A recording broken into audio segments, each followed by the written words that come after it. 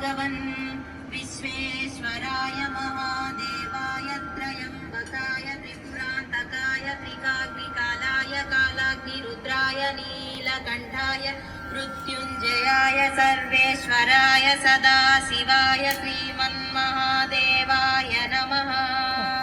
नमस्ते अस्तु भगवन् विश्वेश्वराय महादेवाय त्रयम्बकाय त्रिपुरान्तकाय त्रिकाग्निकालाय कालाग्निरुद्राय नीलकण्ठाय मृत्युञ्जयाय सर्वेश्वराय सदाशिवाय श्रीमन्महादेवाय नमः।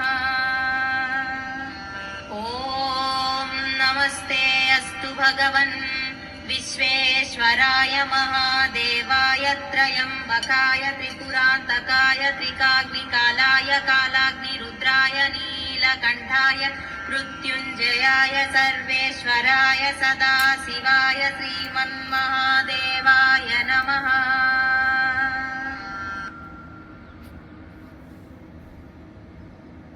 ॐ नमस्ते अस्तु भगवन् विश्वेश्वराय महादेवाय त्रयम्बकाय त्रिपुरान्तकाय त्रिकाग्निकालाय कालाग्निरुद्राय नीलकण्ठाय मृत्युञ्जयाय सर्वेश्वराय सदाशिवाय श्रीमन्महादेवाय नमः।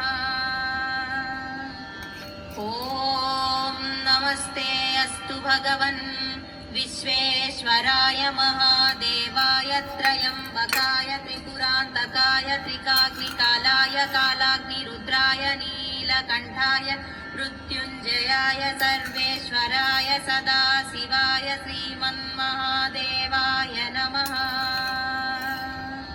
ॐ नमस्ते अस्तु भगवन् विश्वेश्वराय महादेवाय त्रयम्बकाय त्रिपुरान्तकाय त्रिकाग्निकालाय कालाग्निरुद्राय नीलकण्ठाय मृत्युञ्जयाय सर्वेश्वराय सदाशिवाय श्रीमन्